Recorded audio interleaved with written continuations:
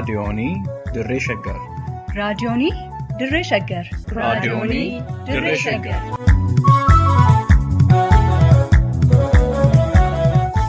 raadiyoonii Dirree Shaggar. raadiyooniin Dirree Shaggar torbaanitti wixataa hanga jimaataatti galgaluu sa'aatii tokkorraa eegalee amma sa'aatii tokkoo fi walakkaatti dambalii gabaabaa meetirbaandii 19 kiilooheerzii 15,410 irratti qophii dabarsuu amma jalqaba. raadiyoonii Dirree Shaggar.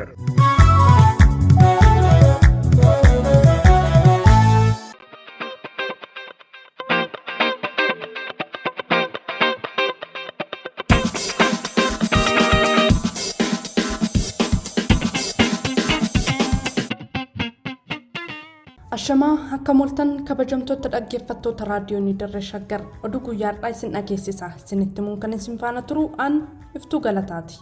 Oduu keenya har'aa keessatti weelliftoonni Oromoo magaalaa Finfinnee keessaa qabamuun hidhaman.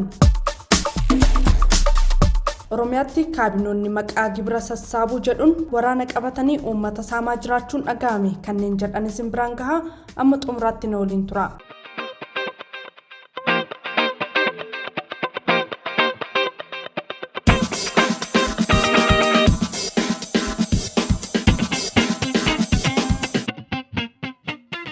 Artistoota Oromoo magaalaa Finfinnee keessa jiraatan keessaa weelliftoonni 3 qabamuun mana hidhaatti darbatamuun dhaga'ame. Maddeen magaalaa Finfinneerraa odeessa raadiyoonii Dirree Shaggariif qoodaniin weelliftoonni Oromoo Taamiraat Tolasaa, Shimallis Abbaabbuu fi Fayyisaa Haayiluu jedhaman guyyaa dilbata darbee muddee 18 bara 2022 magaalaa Finfinneerraa qaamolee nageenyaa mootummaa eegsifnoofiin jedhaniin qabamanii hidhamuu himan.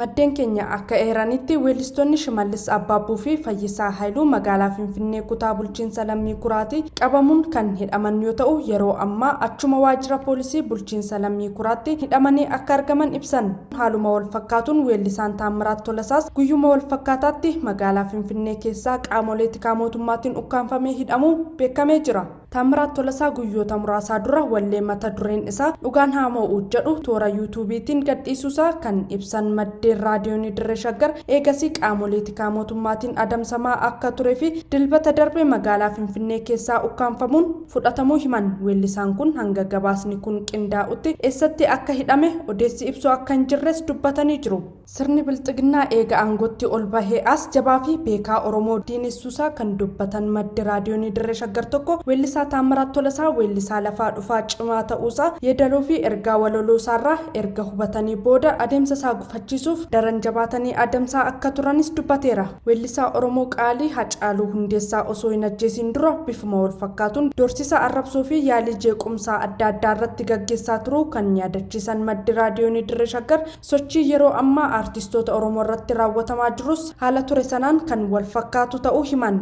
Torban tokko duras bifuma wal fakkaatan artistii Jaalee Amantee yookaan Kabbee Kabbitoo magaalaa Finfinnee bakka addaa 24 jedhamutti yaaliin reebichaa irratti raawwatamuu yaadachiisanii walumaa galatti gochoonni yeroo ammaa artistoota Oromoo irratti raawwatamaa jiran jibbinsaa fi sodaa artistoota Oromoo irraa qaban gidduu galeessa kanneen godhatan ta'uu himan.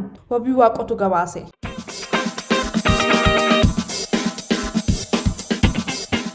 Guddinaalee Oromiyaa aanaalee adda addaa keessatti kaabinoonni fi dabballoonni mootummaa bilxiginnaa waraanaa fi milishoota gandaatiin eegamanii maqaa gibira sassaabuu jedhuun uummata saamaa jiraachuun beekame.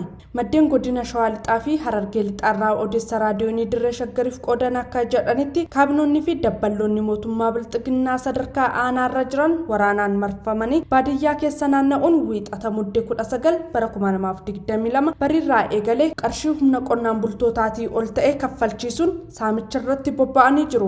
Armaan dura akka bal'ina lafa qonnaan bulaa tokko qabatee jirutti gibira irratti ramadamee akka kaffalaa ture eeramus yeroo kanatti bifa adabbii fakkaatuun qonnaan bulaa hundarraa qarshii 4,500 guuraa akka jiran maddeen raadiyoonii Dirree Shaggar ibsan. Sochiin kun godina Shawaa Lixaa aanaa Amboo gandoota muraasa keessatti qabatamaatti hojiirra oolaa jiraachuu kan himan maddi keenya tokko qonnaan bulaan qarshii hanga kana ga'u kaffaluu akka hin dandeenye wayita himutti sababa ergama shanii qabda ittiin ittiin jechuun miseensota kaabinee fi dabballoota bilxiginnaatiin doorsifamaa maqaa gibiraatiin gidiraa keessa jiraachuu dubbatan. Qonnaan bultoonni qarshii gaafatamee kaffaluuf dandeettii dhaban hidhaa akka jiran kan himan maddi raadiyoonii dirree shaggar qonnaan bultoonni hedduun roorroo fi reebicha isaanirra ga'uu malu sodaatanii gatii gibiraa kaffaluuf jecha qabeenya qaban gurguruun harka duwwaatti hafuun rakkina irratti akka argaman dubbatan. Bifuma wal fakkaatuun godina Harargee lixaa aanaalee Ciroo fi Mi'eessootti gibira mootummaa isinirra jiru kaffalaa jechuun qarshii humnaa olii horsiisee bultoota irraa guuraa jiraachuu jiraataan magaalaa Ciroo tokko dubbatan. Horsiisee bultoota qarshiin gaafatame heddummachuusaa iyyatan jalaa kaabinoonni aanaa Mi'eessoo gaalaa fi loon oofanii gara waajjira bulchiinsa gandaatti geessaa akka jiran maddi keenya ibsanii jiru. Bifuma wal fakkaatuun horsiisee bultoota qarshiin akka hir'ifamuuf gaafataniin osoo kaayyoo fi ergama abaa'oo shanee galmaan ga'uuf ta'ee gaaffii kana hin gaafattan jechuun kaabinoonni fi dabballoonni milishaan eegamanii horsiisee bultoota dirqisiisuun maqaa gibiraatiin qarshii saamaa jiraachuu himan. Wabii Waaqotu qindeesse.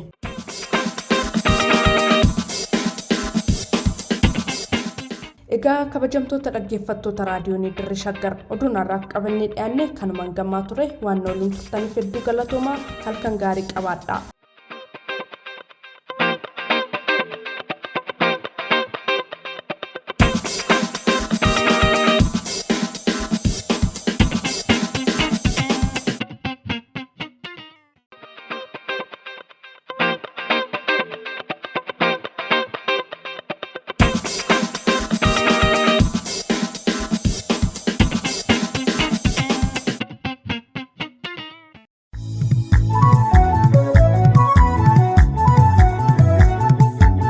raadiyoonii dirree shaggar. raadiyoonii dirree shaggar. raadiyoonii dirree shaggar.